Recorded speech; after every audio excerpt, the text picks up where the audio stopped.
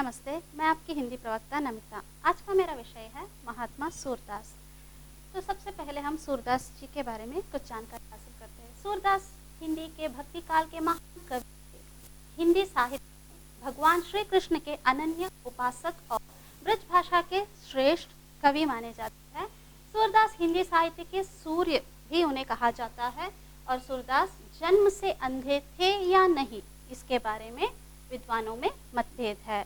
और उनके कुछ सूरदास जी द्वारा लिखित 5 ग्रंथ बताए जाते हैं जो सूरदास की प्रसिद्ध रचना है, जिनमें 1.25 पद संग्रहित थे। 1.25 पद संग्रहित थे, किंतु अब 7-8 हजार पद ही मिलते हैं। उनके कुछ रचनाएं इस प्रकार है: सुरसरावली, साहित्य लहरी, नल दमयंती और भालो। तो आगे बढ़ते हुए देखते हैं कि सूरदास जी के पदों के बारे में। उन्होंने बहुत सारे पद लिखे हैं, लेकिन उनमें से कुछ पदों को यहाँ पर मैं आपके सामने रखती हूँ। सबसे पहला पद: चरण कमल वंदो हरि राई, जाकी कृपा पंगु गिरि लांघई, अंधे को सब कुछ दरसाई, बहिरौ सुनई गूंगो पुनि बोलई, रंक चले सिर छत्र धराई, सूरदास स्वामी करुणामय, बार बार वंदो ते पाई। प्रस्तुत पद में कवि सूरदास जी जो है अपने कृष्ण के बारे में बताते हैं, उनके चरण को वंदना करने के बारे में बताते हैं। यहाँ पर वंदना के बारे में यानी प्रणाम करने के बारे में, उन्हें प्रे करने के बारे में, उन्हें धन्यवाद समर्पित करने के बारे में हमें पता चलता है। यहाँ पर उन्होंने चरण कमल कहकर बताया है, कृष्ण के चरणों को चरण कमल कहकर यहाँ पर बताया है। और वो कहते हैं कि चरण कमल वंदो हरि राई, वंदो यानी वंदना करना, हरि राई यानी श्री कृष्ण को बताया गया है। श्री कृष्ण के चरणों पर वो प्रणाम करना चाहते हैं।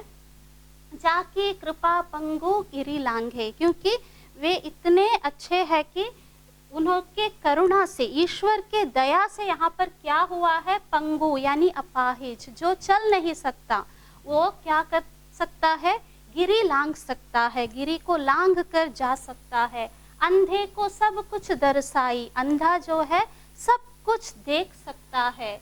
बहिरौ सुनई गूंगो पुनि बोलई, बहरा क्या कर सकता है, सुन सकता है, और गूंगा जो है बोल सकता है। रंक चले, रंक यानी गरीब, रंक चले सिर छत्र धराई, सिर पर छत्र धारण कर कर चल सकता है। यानी कि उनका कहने का तात्पर्य ये है कि गरीब जो है अमीर बन सकता है। सूरदास स्वामी करुणामय, सूरदास कहते हैं कि मेरे स्वामी जो है करुणामयी है, बार बार वंदो तेहि पाई, बार बार उन्हें मैं प्रणाम करना चाहता हूँ, उन्हें वंदना करना चाहता हूँ, बताते हैं। प्रस्तुत पद में यही बताया गया है कि श्री कृष्ण जो है इतने करुणामयी है, उनको अगर हम वंदना करेंगे तो वो भी, सूरदास उन्हें बार बार वंदना करना चाहते हैं, प्रणाम करना चाहते हैं, उनकी भक्ति में डूब जाना चाहते हैं, क्योंकि वो इतने करुणामयी है कि लंगड़ा चल सकता है, अंधा देख सकता है, गूंगा बोल सकता है और बहरा सुन सकता है। इतने करुणामयी है हमारे श्री कृष्ण जी। इसीलिए वो क्या कहना चाहते हैं, सूरदास जी कहना चाहते हैं कि वो बहुत ही करुणामयी है, और वो क्या करना चाहते हैं, बार बार उन्हें प्रणाम करना चाहते हैं। तो प्रस्तुत पद में इस तरह से भगवान श्री कृष्ण के वंदना के बारे में, प्रेयर करने के बारे में, प्रार्थना करने के बारे में, उन्हें प्रणाम करने के बारे में, उनके चरणों को नमस्कार करने के बारे में यहाँ पर बताया गया है। आगे बढ़ते हुए देखते हैं: मैया कबही बढ़ेगी चोटी, कितनी बार मोही दूध पियत भई, यह आजहू है छोटी, तू जो कहती बल की बेनी जो है लंबी मोटी, काढ़त गुहत नहावत जय है नगिनी सी भुई लोटी, कंचो दूध पियवती पची पची देती ना माखन रोटी, सूरज चिरंजीव दोऊ भैया हरि हलदर की जोटी। तो प्रस्तुत कविता में, प्रस्तुत पद में हम श्री कृष्ण के बाल लीलाओं के बारे में यहाँ पर हम देख सकते हैं कि श्री कृष्ण जो है यशोदा मैया से, अपनी माँ से किस तरह से बात करता है, और वो अपनी चोटी के बारे में किस तरह से बताता है। यानी कि यहाँ पर एक माँ और बेटे का एक बेटा जो है अपनी माँ से शिकायत करता है, उसके बारे में हम देख सकते हैं। यानी कि हमने नोटिस किया होगा कि हर जगह पर क्या होता है कि बेटा कुछ खाए, कुछ हेल्दी फूड खाने के लिए माँ हमेशा क्या करती है, कुछ ना कुछ उसे अट्रैक्ट करने के लिए कुछ ना कुछ कहकर, उसे रिझाने के लिए कुछ ना कुछ कहकर उसे खिलाती है, पिलाती है। तो यहाँ पर भी क्या होता है कि श्री कृष्ण दूध पीना नहीं चाहते, वो पसंद नहीं करते दूध, लेकिन वो माखन बहुत पसंद करते हैं, लेकिन दूध पीना नहीं चाहते। तो इसीलिए यशोदा मैया क्या कहती है कि बलराम की चोटी को दिखाकर, बालों को दिखाकर वो बताती है कि अगर तुम अच्छी तरीके से दूध पियोगे, तो कच्चा दूध पियोगे, तो तुम्हारे भी बाल जो है भैया जैसे ही बड़े हो जाएंगे, लंबे और मोटे हो जाएंगे, कहकर उन्हें प्रलोभन देती है। उस तरह से उसे सुनकर ये बच्चा क्या करता है, श्री कृष्ण क्या करते हैं, अपने बाल्य में दूध पीना स्टार्ट करते हैं। इतने समय तक दूध पीते हैं कि बहुत समय तक वो दूध पीते हैं, और लेकिन इनकी चोटी जो है छोटी ही रहती है, वो बड़ी नहीं होती है। तो यहाँ पर इसीलिए इस बात के कंप्लेंट करता है, और वो करते हैं कि वो बताते हैं अपने माँ से कि मैया कब ही बढ़ेगी मेरी चोटी, मैया मेरी ये चोटी जो है कब बड़ी होगी। कितनी बार मोही दूध पियत भई, कितने समय से मैं दूध पी रहा हूँ, तुम मुझे दूध पिला रही हो।